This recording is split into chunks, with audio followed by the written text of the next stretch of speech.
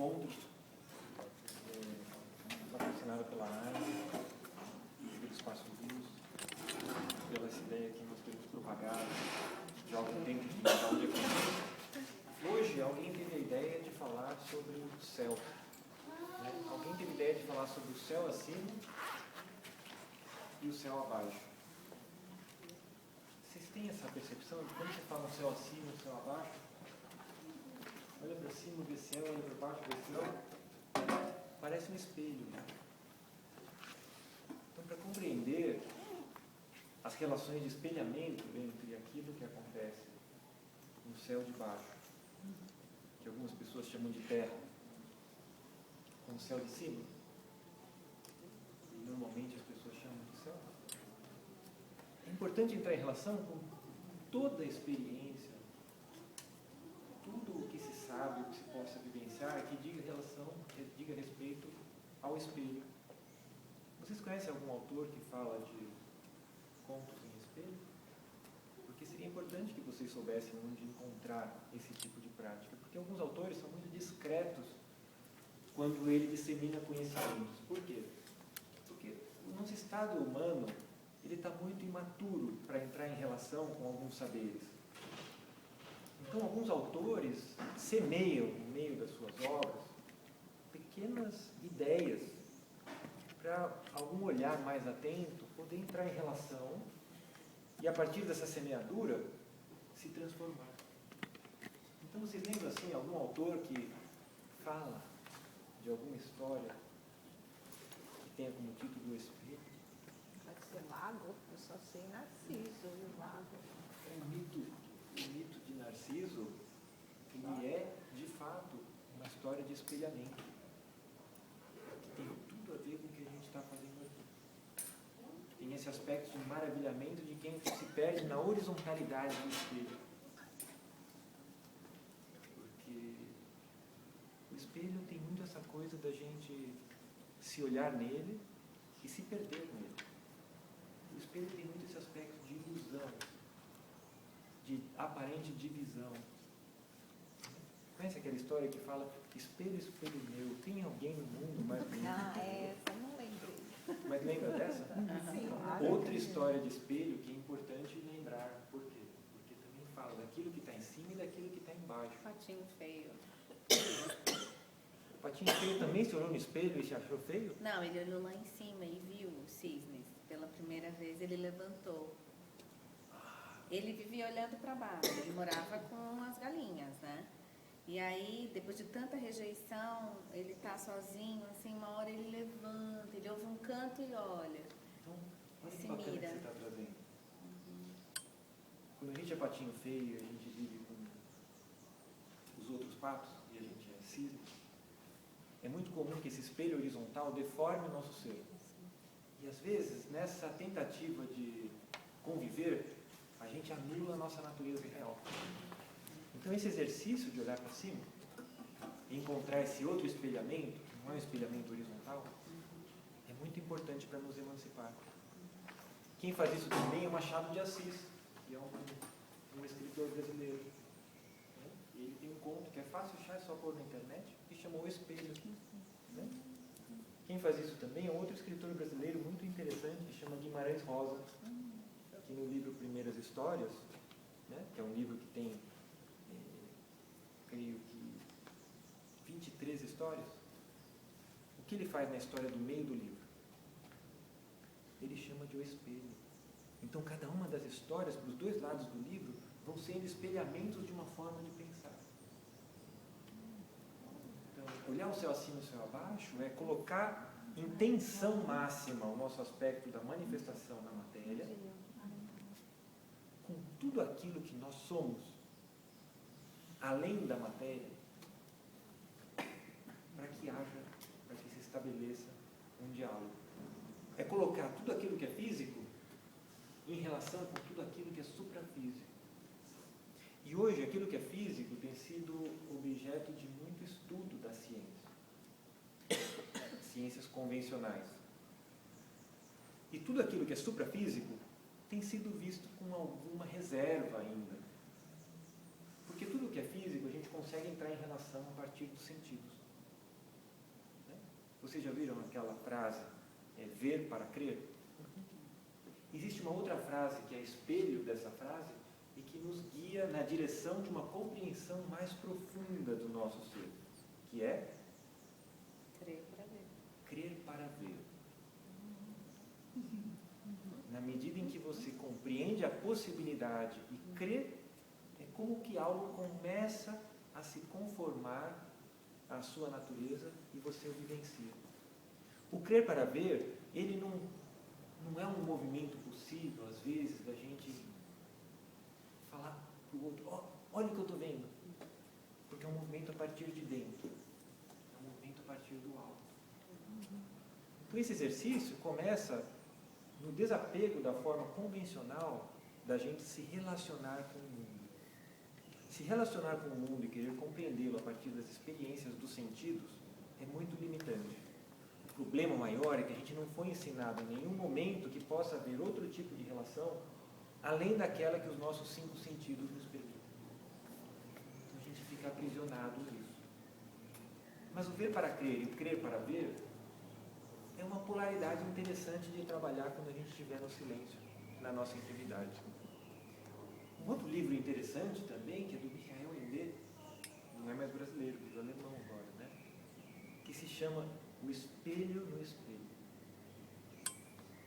Esse livro é bem interessante. Não é um livro muito simples de se ler, porque as histórias desse autor, elas começam dentro de uma dinâmica linear, que é como se dá as reflexões espelhares do nosso plano, horizontal. E no meio da história, ele começa a fazer reflexões lineares verticais. Então, aquilo que normalmente a gente compreende a partir da razão, começa a ficar, de certa forma, fantástico. São histórias que tendem ao fantástico, que rompem com a razão e com a lógica que nós estamos acostumados, habituados.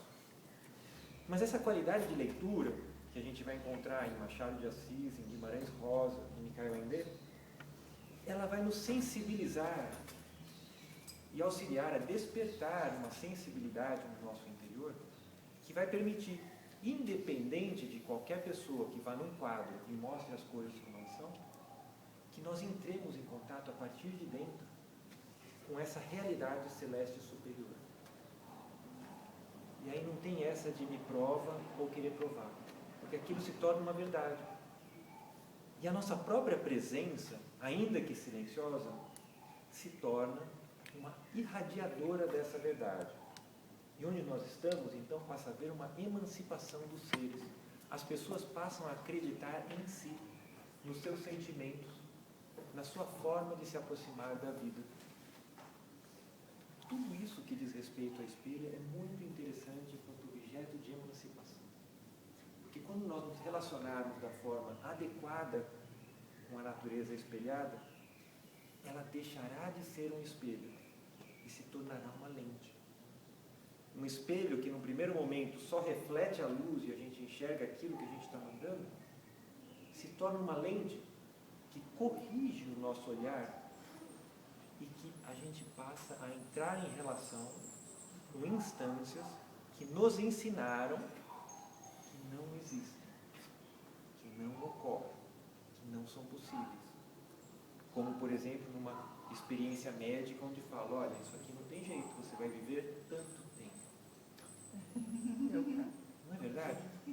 Então, todos esses encontros, especialmente aquele que a gente pôde fazer, que houve o seu relato, tudo, outras pessoas fizeram relatos semelhantes, são encontros em que a gente está vivenciando esse encontro entre um céu de baixo e um céu de cima. Só que são encontros que, da mesma forma como você come um sanduíche, você fala, que gostoso, e a gente sai desse encontro enriquecido. A ideia aqui seria conversar um pouco melhor sobre quais são os mecanismos subjacentes à construção desse sanduíche, para que a gente, em cada encontro, possa servir cada vez mais um sanduíche melhor quando a gente encontra outra pessoa. São encontros que nos ensinam a servir mais do que sermos servidos.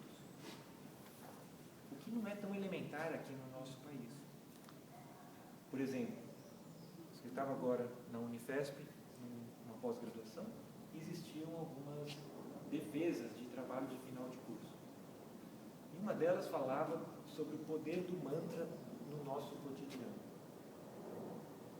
Muitas vezes, de tanto sermos semeados numa ideia, naturalmente nós nos transformamos numa oitava dessa ideia. E a apresentadora estava falando de mantras nacionais, mantras familiares, mantras dos jornais. Não só esses mantras que você repete um som, mas mantras muito mais sofisticados que hoje estão disseminados na nossa sociedade. E foi curioso quando ela utilizou um mantra que de algum modo descreve o nosso país. E que é um mantra que muitas vezes dificulta demais a gente entrar em relação com algo que seja consistente do ponto de vista do céu acima. Que é um mantra que nos reforça a ideia de um espelho onde nós só nos enxergamos. Que mantra é esse? Qual é o mantra nacional que permeia a cultura do nosso país e que serviria de bloqueio para o nosso desenvolvimento? Estamos em crise. Qual? Estamos em crise. Eu estou. Nem eu. Então estamos. Mas esse é um mantra que circula que a gente precisa ser cuidadoso. Né? Mas qual que é o mantra que quando a gente fala a gente até dá risada? Né? Que é o mantra do Gerson. Ah, é? Eu pensei. Ah, é? Oh, gosto de levar vantagem em tudo. Então, se eu gosto de levar vantagem em tudo, significa que a minha capacidade de irradiar luz, ela é muito menor do que a capacidade de receber luz. Porque eu quero tudo. Eu estou aberto para receber tudo, mas para entregar eu não estou. Então, a própria cultura nacional, muitas vezes, ela dificulta que nós nos ergamos do ponto de vista moral, do ponto de vista do caráter, para que nós saiamos de um campo vibratório do céu terreno para um céu celeste. Porque esse céu celeste, que não é evidente no primeiro momento, diz muita relação com essa dinâmica comportamental e do nosso próprio caráter.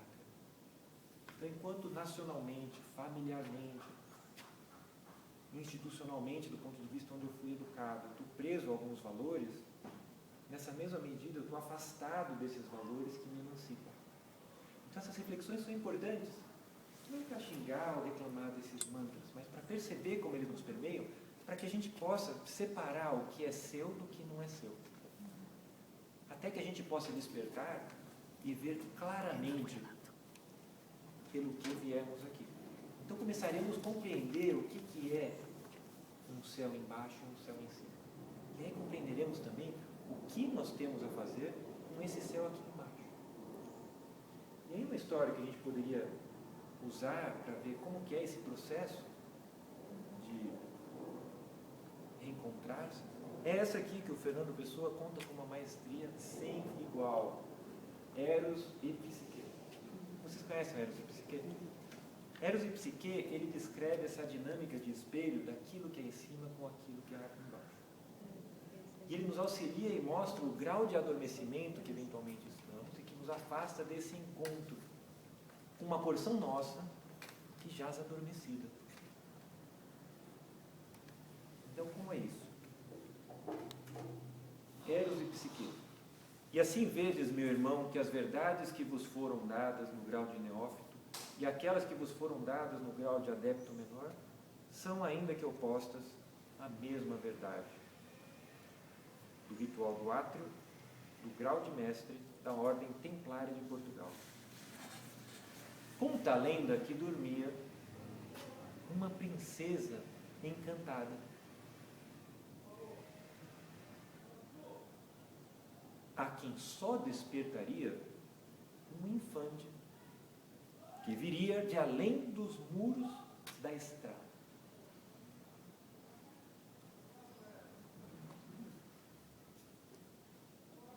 Ele tinha medo e tentava vencer o mal e o bem antes que, já libertado, deixasse o caminho errado por o que a princesa vem.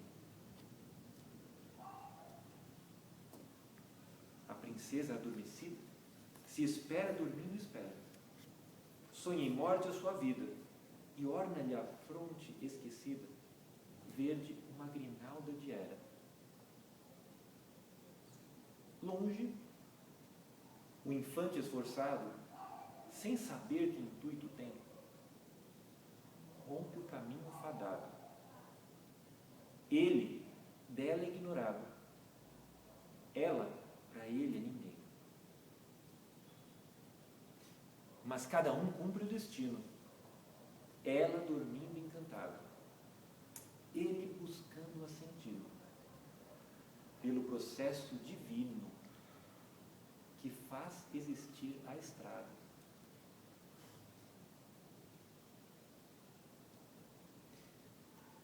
E, se bem que seja obscuro, tudo pela estrada afora,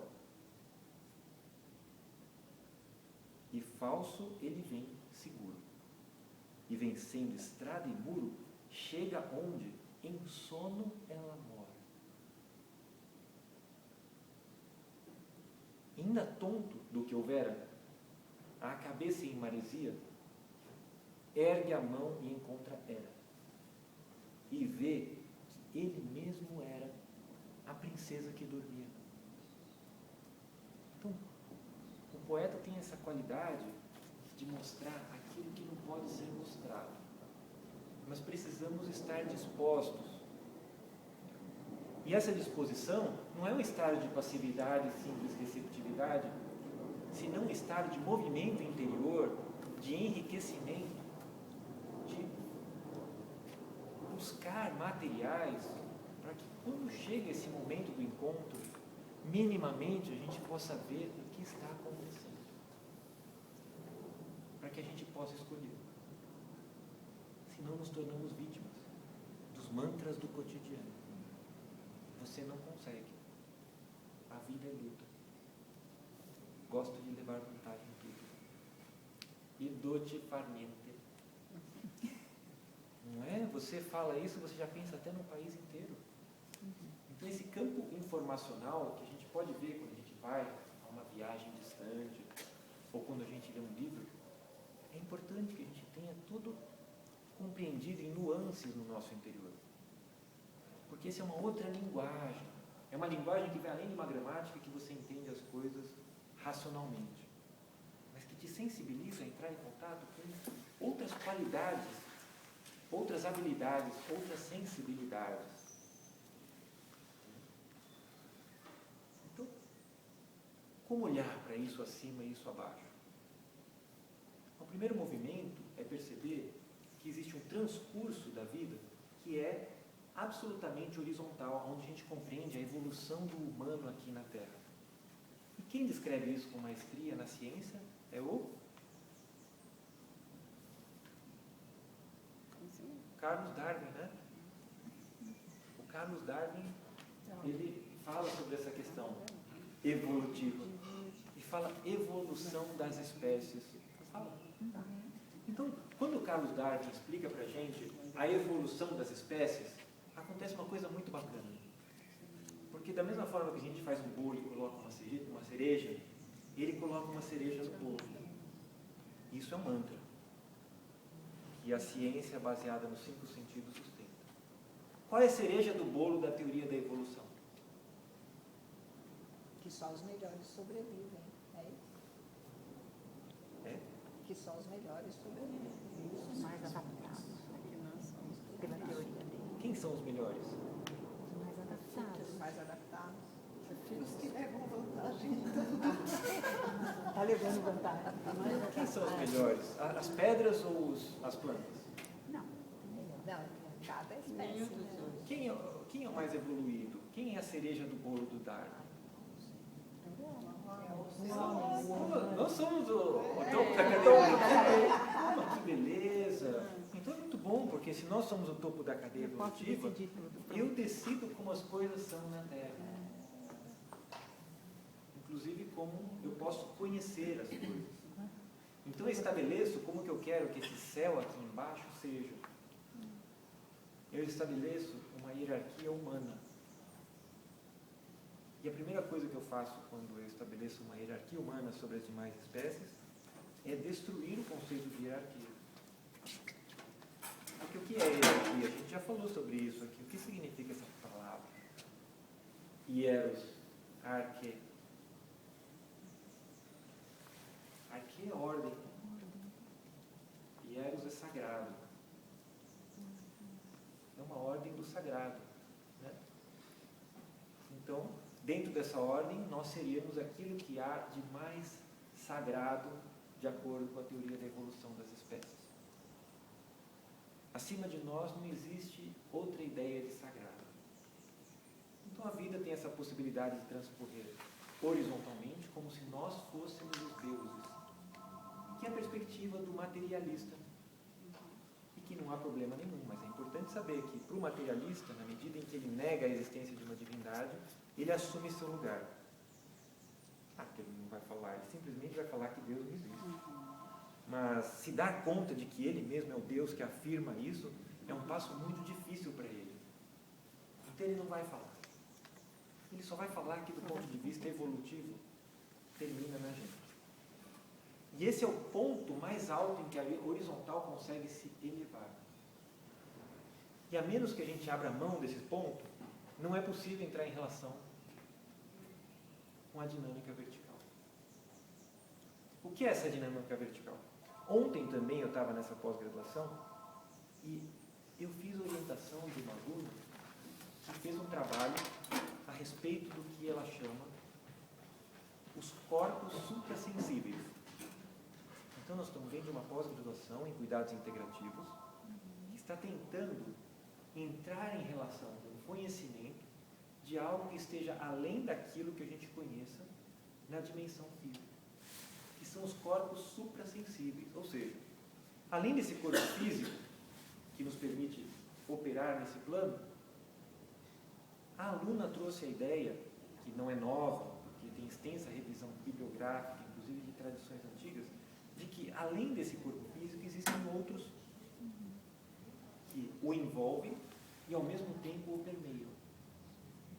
Que segundo ela, na medida em que nos comportamos de uma certa forma, vendo para crer, ao invés da forma crer para ver, permanecem num estado de relativa dormência. Dormente. É como se fosse um sentido que está adormecido e que você não sente. Então, cada vez mais, a forma como a gente se relaciona com esse plano se torna real e cada vez menos a gente entende a possibilidade de relação com outros planos. Mas, de acordo com essa linha dos corpos suprassensíveis, depois desse corpo, ela falou que tem um corpo, que é um corpo chamado corpo vital, que injeta a vida nesse corpo. Um outro corpo em volta, que já não tem a forma tão clara como esse, que ainda é um ovoide, que ela chamou de corpo dos desejos. E falou que algumas pessoas chamam também de corpo astral. Um outro corpo que está em formação, que ela falou que é a mente. E é interessante que quando ela contava sobre esses corpos, que nos colocariam em relação com esses céus acima, ela dizia o seguinte: por muito tempo as pessoas que pensam a espiritualidade ou a ciência oculta materialmente, diziam que esses corpos são nada mais do que uma substância como essa que existe aqui, mais sutil. Então, o que eles chamavam de corpos sutis, porque eles achavam que a matéria aqui, que vai ficando cada vez mais sutil e vai dando esses corpos. E ela disse que não é nada disso. Que esses corpos são formados por matérias de mundos diferentes. Da mesma forma que tem o mundo físico, tem o mundo dos desejos, tem o mundo do pensamento. São mundos diferentes e que de algum modo, em algum momento, eles convergem e conversam entre si. Então o que é importante aqui? É que a gente, pelo menos, abra espaço para essa compreensão de que a gente seja mais do que o corpo físico. E que nos nossos encontros, quando a gente recebe uma informação, ou vai num curso, ou é doutrinado a pensar de uma determinada forma, ou assiste um noticiário, a gente comece a olhar aquilo que está por trás da informação que está sendo transmitida. Ué, como entrar em relação com isso? Observe a princípio a sensação que a informação lhe dá. Eu tenho medo? Eu me sinto desconfortável? eu não consigo dormir depois? Que poder é esse de uma informação tocar a minha estrutura física para mudar a minha fisiologia? Então talvez nós estejamos sendo tocados em um outro lugar que acaba, em última análise, culminando numa resposta no corpo físico. Agora, se no primeiro momento, como a gente viu na ciência materialista, o que existe é o humano e nós somos o topo da cadeia evolutiva, a gente vai continuar interpretando essas interações como uma energia, uma força, alguma coisa, uma explosão, um Big Bang. Né? Mas, pelo menos a gente deve desconfiar que se essas estruturas que não podem ser aproximadas pelos 5 sentidos existem, qual seria a possibilidade de outras coisas que nós não conhecemos existirem também? E eventualmente estar em relação com esses outros veículos?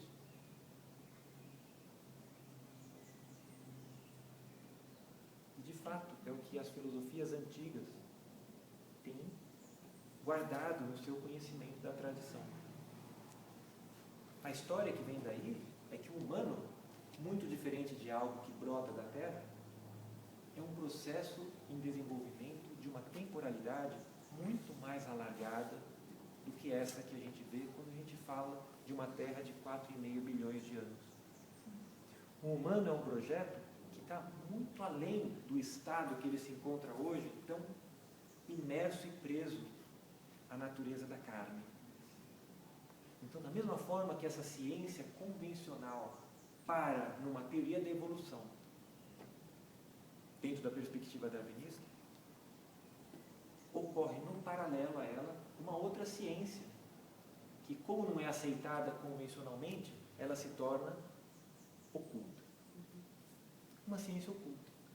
É uma ciência onde o ver para crer se transforma no crer para ver. E alguns desses estudiosos, criteriosamente, foram compondo esse campo de compreensão. E que campo é esse? É um campo de que, antes do humano alcançar esse estado de materialidade, ele habitou outras formas de ser que são inconcebíveis à nossa racionalidade hoje. O que seria isso? São divisões de períodos e épocas evolutivas que estão além da apreensão pelos sentidos e pelos métodos científicos convencionais. Outros períodos de existência. De acordo com essa ciência, hoje, da mesma forma que o humano está para o reino mineral, em um outro momento, de difícil compreensão em termos de tempo, nós estávamos num estado semelhante ao estado mineral. E o que era humano tinha também uma outra qualidade de densidade, que diz respeito a uma palavra que eu vou falar aqui, mas que está muito distante da forma como a gente a vivencia hoje. Calor. Corpos num ambiente onde tudo era calor e estava numa comunhão perfeita. Imaginam minerais, mas não minerais duros como esse, mas constituídos de linhas de força de calor. Imagina uma qualidade de humano que tivesse todo o seu sistema funcional, como a gente tem hoje aqui, só que feito absolutamente de calor. E um mundo onde tudo estava absolutamente entremeando em relação de troca indistinta. Quando a gente olha para isso e percebe que nós já podemos ter estado no estado mineral nesse mundo, tem que vir à nossa mente a pergunta: puxa, então o que eram esses seres que habitavam enquanto humanos? É como um ser que fosse de uma qualidade, de uma evolução completamente diferente da nossa. Onde estão esses seres hoje? Eles continuam o seu processo de acordo com a ciência oculta. E na medida em que nós dispomos de corpos suprafísicos, nós também podemos estar guardando relações com a natureza desses seres.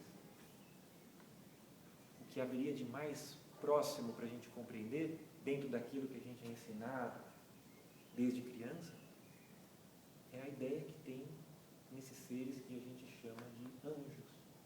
Alguém já ouviu falar de anjos? Todo mundo já ouviu falar de anjos? Alguém aqui já viu seu anjo? Alguém aqui já sonhou com o seu anjo? Alguém aqui, quando eu falo de anjo, acha que a gente está falando de loucura? De fato, o anjo é o primeiro campo hierárquico que envolve o humano. E, de algum modo, os nossos veículos têm uma camada que pode entrar em relação com essa qualidade de seres.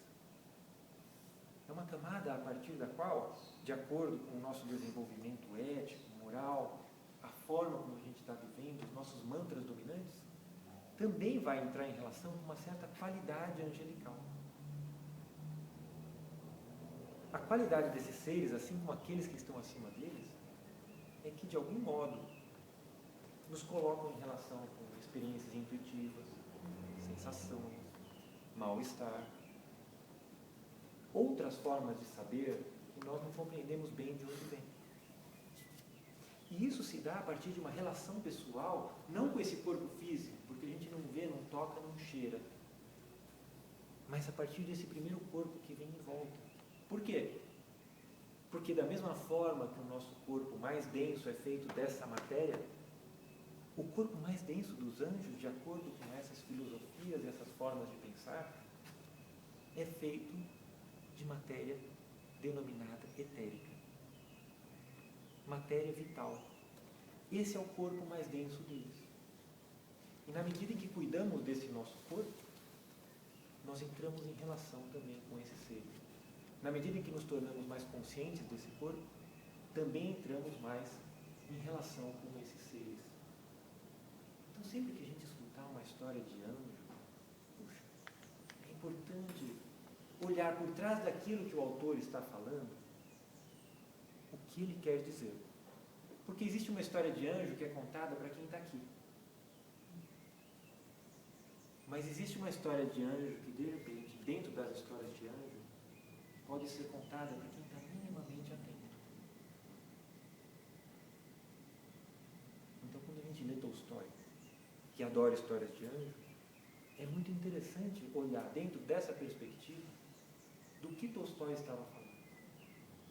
Quando Guimarães Rosa conta, também em Primeiros Pontos, a história de um moço muito branco, e que ele é um anjo que se manifesta na Terra, a gente vai ler essa história com outros olhos. E a gente vai perceber que, por mais que uma leitura é entretenimento para a maioria das pessoas, tem gente muito séria trabalhando na literatura e no processo de emancipação do humano.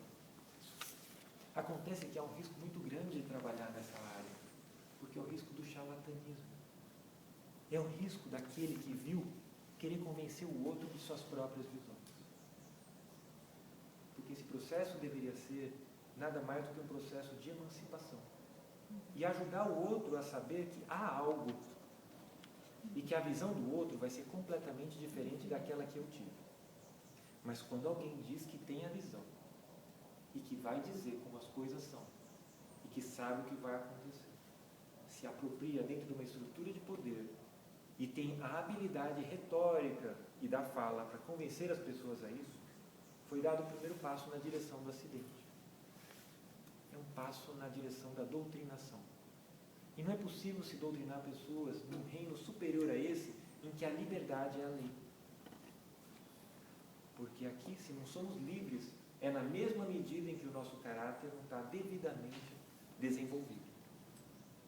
Se nós temos dificuldades de nos locomover a grandes distâncias e precisamos de um avião, é porque nós ainda não temos caráter e ética para poder nos descolar e fazer essas visitas com esses outros veículos.